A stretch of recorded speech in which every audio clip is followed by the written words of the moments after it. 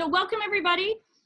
You're our first group. I just want to introduce Tom and Ethan to you. I will give you guys going. I'll start calling you in order so everyone else can turn your cameras off, please. I'm going to start with Tessa. She'll ask a question and then I'll go in order as your confirmation letter outlined. Okay, so I think we're about ready. So I'm going to go dark. Tessa, welcome. Hi. Hi, Tessa. Hi, guys. Thank you for being here. Yeah, thank you. Daddy's geeky too. Yes. Woohoo. My first question for both of you, I want to know what attracted you guys to the role of SpongeBob. Well, I mean, I guess I'll go first just in chronological order, but for me, it was just Steve Hillenburg showed me the pitch for the show, and I knew him from a previous cartoon that we had both been employed on, and then now he was pitching his own show, stepping out, for SpongeBob, his first show idea, and it just knocked me out immediately. Like I just fell in love with it, and I always say, when you're an actor like me and Ethan, you're just always auditioning for stuff that you're hoping you'll get, and then some of it you get and a lot of it you don't. It's just how the business goes, and you build up this rhino skin for the stuff you didn't get, but SpongeBob was one of the few times where I looked at something and I just knew that if I didn't play this guy, portray this character, it would be tragic for me personally. I would never, I really wanted to play him. And I'm like, I understand him. I gotta be him, and usually you gotta be a little more business-like. It's like being a cop or something, you can't get totally involved in all the cases, you know what I mean? Or you'll lose your mind. So that was what attracted me, was really just the characters, the stories, the look of it, just Steve's vision, to put it short, Mm-hmm. Yeah, I mean, I guess the answer for me is a little bit the same, but only because it was true for Tom, which is like, I watched the show and I fell in love with the humor. And actually, I mean, more than that, it was sort of definitive for me and my friends. Like, it became the sense of humor that connected us all together and that we grew up with. So the fact that Tom was so inspired by Stephen Hillenburg's work, like, at the get-go, seeped through for all of the years of making it until I got to sort of do my own interpretation. And that was really exciting for me. And also, speaking of the rhino thick skin, I never thought in a million years I was going to get it off of this audition. It was like it was my first professional audition. I was a college student, and they had seen me audition for like a summer program, and they were like, you actually, like, you might have the right shape. So, like, would you want to come in? Which is but a blessing and also just so hurtful. You might have the right shape. That's like when they tell me I have a face made for voiceover. Yeah. Yeah. Well, look for someone who's square with yeah.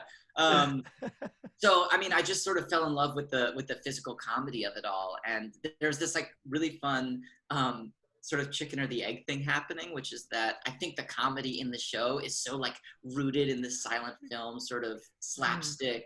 And you love that stuff. I'm obsessed with it. And so to be able to like look at the cartoon and see how was it inspired by silent film, and how can I sort of take that and sort of like reverse engineer it or something, was incredibly fun. And so let's say that I had the choice to pick playing the role, that would be why I picked it. But really, I'm just really grateful it picked me. But it's interesting you mentioned that, Ethan. Like, I know about your love for like silent comedy and old film comedy and stuff like that, just like the bedrock of everything, which a lot of people, even my age, don't know about, let alone your age, and I think, knowing Steve like I did and his guys like I do, that was a big part of them too. So now I'm seeing that love of that stuff is kind of like the through line through Steve getting this idea and drawing it in a notebook, and to the pitch, to the series, to the Broadway show, to Ethan, and it's that's kind of amazing. It's really all about those roots. It's like comedy blues. Totally. And it's one of the things that when he came to like our rehearsals and things early on, he sort of pointed out, which was super helpful.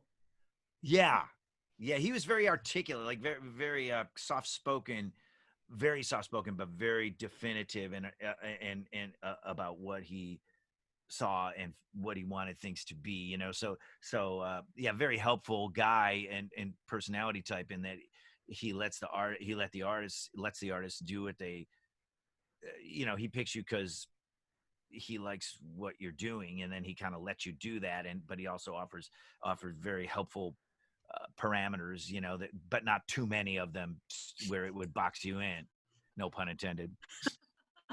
You are the right shape, by the way. Well, thank you guys. Thanks.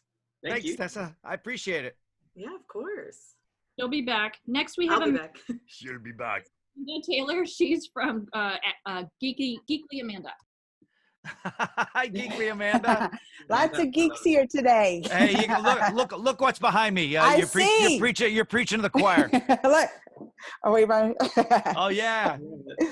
Well, my question is, what were the most challenging parts of bringing animated characters to like the stage? Yeah. Well, I would say that our worry, not really our worry because the cast worry really, but I know Steve and some of the creatives were, the conversations I was hearing as this was just being pitched in the planning stages were, does this really need to exist? You know what I mean? Will this, Steve thought very, he didn't think like a business guy. He wasn't a profit guy. Like, oh, this will be an ancillary income, like he wasn't that kind of person. So, corporations think like that, but Steve wasn't a corporation. So he was like, does this really need to exist? Are they going to, what if it's really bad and it's actually damaging to this thing that I built so carefully? And, that, and I think once he met with Tina Landau and the people that were making the show and, all along the line, just, the visually and musically and cast wise, Ethan and his cohorts who are all fantastic. I saw the worry be replaced by intense and like enthusiasm by Steve and the guys that he works the closest with, Mark Ceccarelli and Vince Waller. And once they stopped worrying, I stopped worrying. I'm like, if Steve's not worried, this is going to be, if Steve thinks this might be pretty good, it's going to be awesome. So Ethan, sorry to talk so long. No, that's so good. I think that skepticism was like the thing that was the hardest about it, and it was also the thing that made it good. Was I know I fully embrace and understand skepticism around taking a cartoon and putting it on stage. Like I felt it too, but so did Tina, who did the stage show. And I'm not going to tell her own stories for her, but she does tell some great stories about like the first time that she heard about it and how reticent she was to pitch the show until she had an epiphany, which was like, oh, we could do this really cool. Like we could make sure to keep the spirit of SpongeBob and not do an arena show, not do foam costumes, but try to like figure out how to humanize these characters in terms of like the physicality. And so the first workshop that we did in development was just 2 weeks. There was no script, there was no music. It was just, let's show up and take gags from the show and see how we could do them with our bodies. Or take, cool. Yeah, it was awesome. I never heard that. Oh my, it was so cool. Tommy would have loved it. It was like, I hope somebody was filming. I'm sure Tina was, but she won't let anyone see it. No, so much for the DVD extra. I know. I was gonna say bonus material. I wish. I mean, it was really amazing things. She would just be like, all right, you guys, groups of 3, you have 15 minutes to show what it looks like if gravity stops working. And wow, it's like boot camp. It was like boot camp. No, exactly. And like we were getting these skills together that we could just like weave together. So that skepticism that was like at the core of it was like, how do we make this like right? Was the challenge, but also the opportunity of it. And it became so fun to just mess around. Yeah. Once they came back and they started to get, it was like in stages where Steve and his top guys were like skeptical, like you said, Ethan, and then like kind of curious, and then kind of like kind of their confidence. I saw their confidence level rising, and then, like I said, then once it turned into full blown. This is really cool. This is going to be great. I love this enthusiasm. It was such a relief for me. Not that I have any say in it at all, but just as being a part of the whole SpongeBob world construct, it was really cool. And I guess privately, my thoughts at the time were, because like SpongeBob, I always want to be positive and not be a Debbie Downer, So I was always like, just mathematically speaking to myself, there's a lot more ways for this to go wrong than to go right. You know what I mean? Like just you know what I mean? Like the number of ways it could be like some Heaven's Gate debacle are legion. And but it's almost like getting it right is almost like a sharpshooter. Like, it's almost like shooting an arrow off of somebody's, an apple off of somebody's head with an arrow or something. It's like the Star Wars, shaft, air shaft. So, and Tina and these guys totally did that, against the odds. They blew up the Death Star of potential failure and embarrassment. Definitely. Thank you. Thanks, guys. You bet. My pleasure, Amanda. Next, we have Linda Lee. She's one of our junior reporters. Hi, Linda Lee. Hi. Hi. Hi, nice to meet you. Great to see you. I love all your stuff behind you. Oh, thank you. It's my dad's room. Oh, nerd. Tell your daddy's a nerd. Okay, you're a nerd. What? In each of your SpongeBob voices, can you tell us or sing us why people are going to love SpongeBob the Musical on DVD? Oh my gosh, singing. I better leave that to Ethan. Oh no. Punt. How am I going to sing this? Well, I think that everyone is going to love the SpongeBob Musical on DVD because it's the best day ever and you can watch it over and over and over. Just in case you didn't get a chance to see it on Broadway. Just in case the touring company was canceled by pandemic before it came to your town. This is a way to watch SpongeBob Broadway musical over and over and over and over and over and over and over in the privacy of your, take it, Gary, right home. That was amazing. Too soon? Too much? No. Never.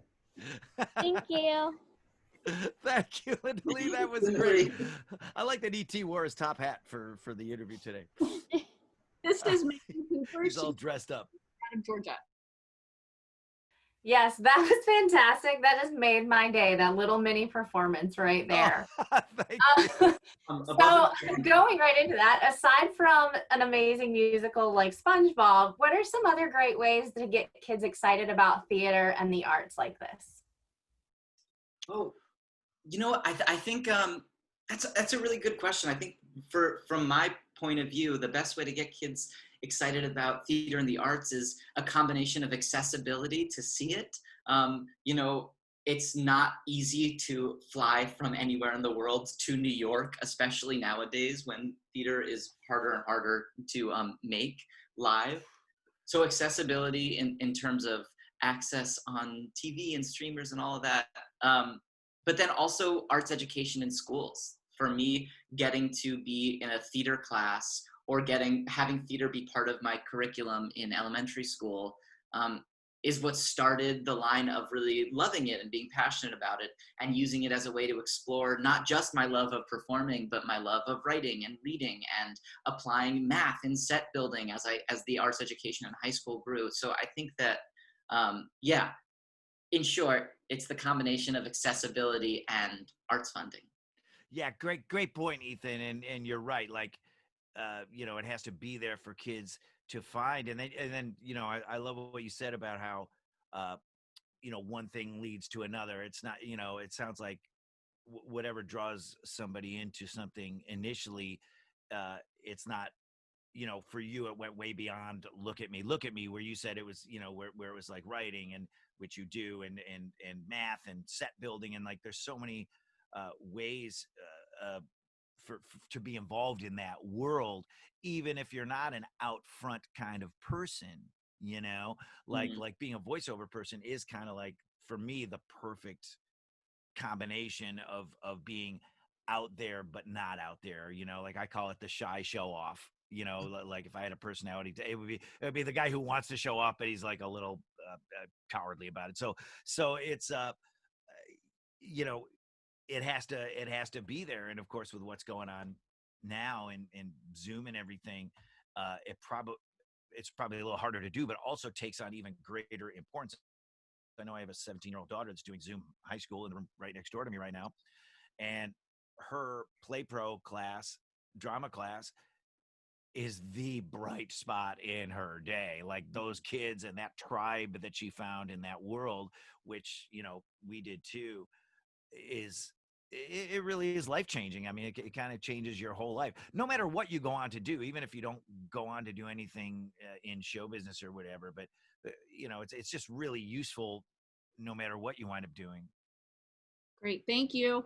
Mm-hmm. Next up, we've got Ashley. She's with Ashley and Company. Hey, guys. How's it going? Nice background. Good. Thanks. It's better than my bedroom because, like you said, my kids are on Zoom, so like I have to find a corner that's free in my house. Yeah, this is a virtual background of a boring middle-aged guy's office. It's not in my real office.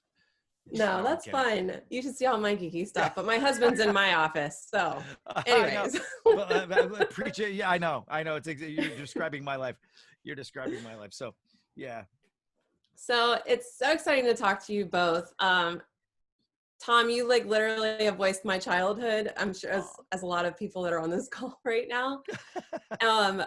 What is it like, you know, you made so many memories for me, like my sister and now my kids. Cool. Like, what is it like, you know, you're still doing this character and you're making memories now for a whole new generation. Yeah. And then Ethan, you're stepping into this role and also making memories for kids in a whole different way for SpongeBob. So what is that like for you guys? Well, I gotta say, you know, yeah, look, we're still making episodes. Like I'm on Zoom doing SpongeBob recording or directing the other actors, either or, three days a week. You know, even during pandemic. So SpongeBob is still a huge part of my life, and it's been 20 some odd years like that. And really, you ask what it's like. I mean, I just look at it as this fantastic gift that. It's not even like an opportunity, like it's more like a gift, you know. It's just you know, to play a character that's so fun, and that you know, that I have so much respect for the creator of, and the coworkers that I work with on it, and that it struck a chord as it turns out, multi-generationally. You know, it's just wow. I'm in a really rarefied demographic, you know, like how many actors get to play a character for that long and still love it, like where it's not a burden. It's like, oh, I can't wait to not be playing this guy anymore. It's you know, I love SpongeBob, you know, and it's the length of time it's gone on feels like bonus rounds on a game show, you know, like I feel like I keep winning more washing machines, you know. It's great. So yeah, so that's how it feels to me. And then one thing, before Ethan comes in, it's one thing we always try to remember while we're making the shows is that the episode we're making right now after 20 years might very well be somebody's first exposure to SpongeBob. Like it might be the first episode some kid watches, or somebody goes, you know, I never watched the show, but I tuned this in and it was pretty fun. And then I went back and watched all of them. And the Broadway show and Ethan's performance as SpongeBob is the first exposure to like exposure for a lot of people, that parents and kids alike, that didn't see the cartoon before they saw the Broadway show. You know, I have talked to a lot of those people. So, you know, Ethan's the on-ramp to SpongeBob for a lot of people as well. Yeah, it definitely feels like a slightly different scale. But you know, like I think that, I mean, you know, he's sitting right here, so it's a little hard to talk about him as though he's not. But Tom's influence is just like, so, oh yeah, great, thank you. His influence is just like so huge and amazing, as SpongeBob, but just like as a voice of comedy. And I think that that is like a really special thing to be in the orbit of, you know, and to be in his orbit. And so I feel really lucky to just be this close, you know. It's a really, really amazing thing. And then I do think that there's an element of being the on-ramp for SpongeBob for some people, but I think more so while we were running, and now that we're, you know, you can get the show on DVD, and like that is an on-ramp for people to Broadway.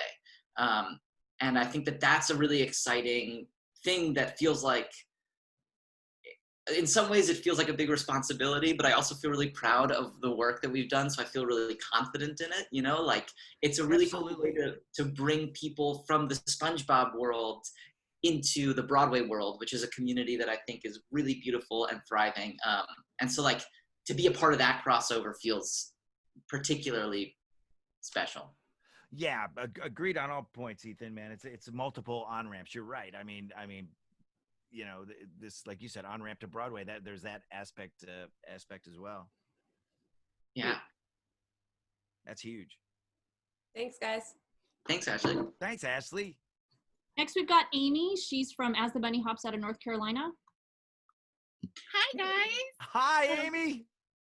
So I have to talk about the music. The music in the show is amazing. And what blows my mind are all of the huge big name artists who contributed music to the show. I mean, David Bowie, Cyndi Lauper, John Legend, Tom Kenny. And I just want to know how involved some of the artists were in the production. Wow. Well, Ethan could probably answer that better than me, because it's part of the Broadway construct. You know, I know that with Best Day Ever, that was just a song that my songwriting partner and I, Andy Paley, wrote. Really not just for ourselves, you know, way back in the 2000s, early 2000s, because we wanted to write a song that was sort of like encapsulated SpongeBob's philosophy and way of looking at the world, kind of like, you know, like a loving spoonful. Do you believe in magic? You know, kind of like that, you know, like we're like, that's what it should be. So, and then that song kind of kept winding up in different places. It wound up in an episode of the show. It wound up over the closing credits of the first SpongeBob movie. It wound up, you know, in theme park shows and commercials, and then it wound up getting used in the Broadway show. So that was how that song wound up in there. But Ethan, you probably have more insight into the musical cherry picking of Tina and everybody. You know, I have a little bit more insight, maybe, just because I remember the songs as they rolled in. You know, I started working on it before there was any music.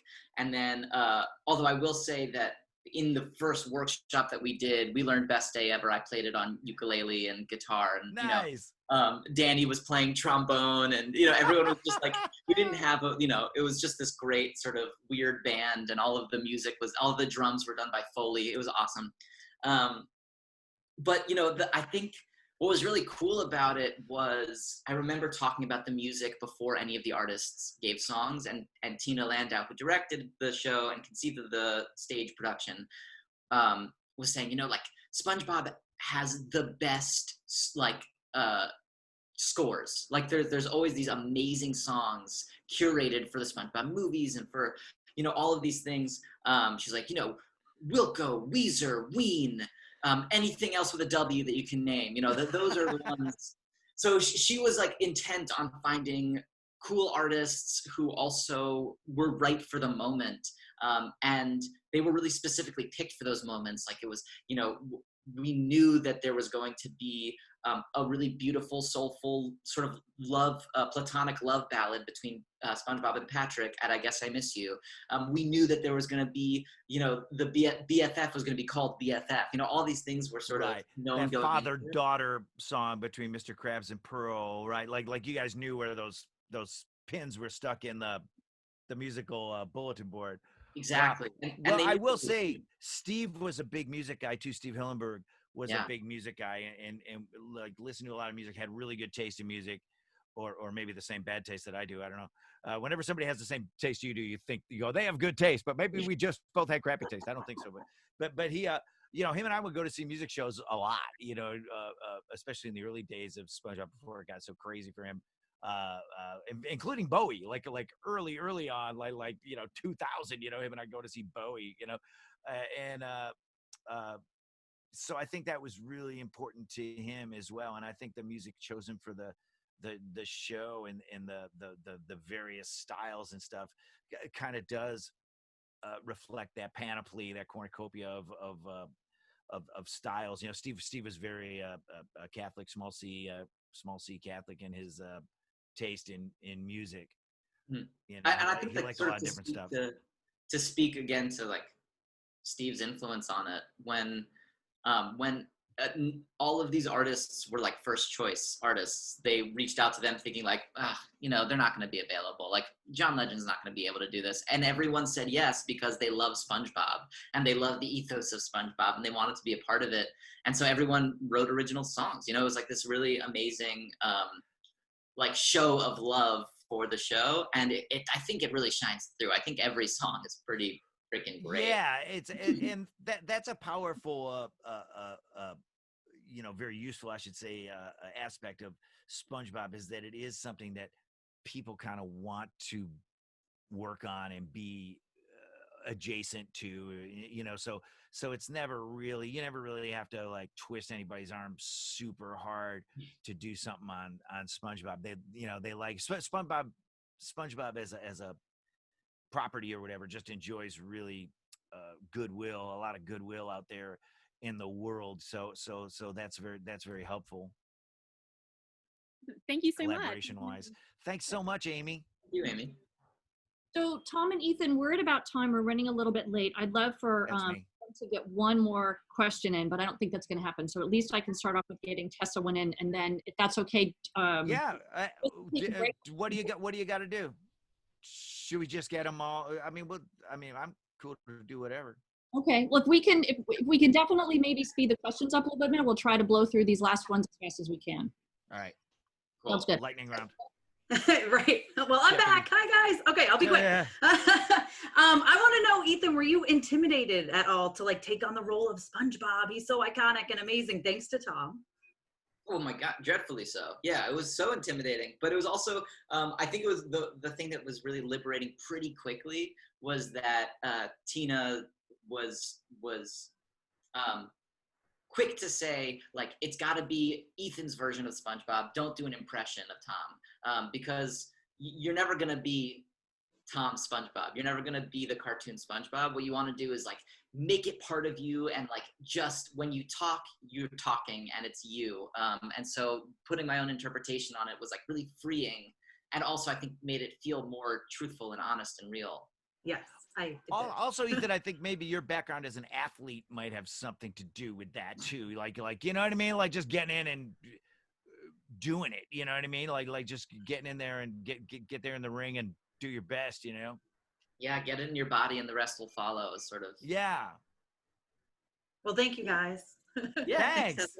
Thanks, Hey. Tessa. Amanda, you're up next. Hey again. Hi.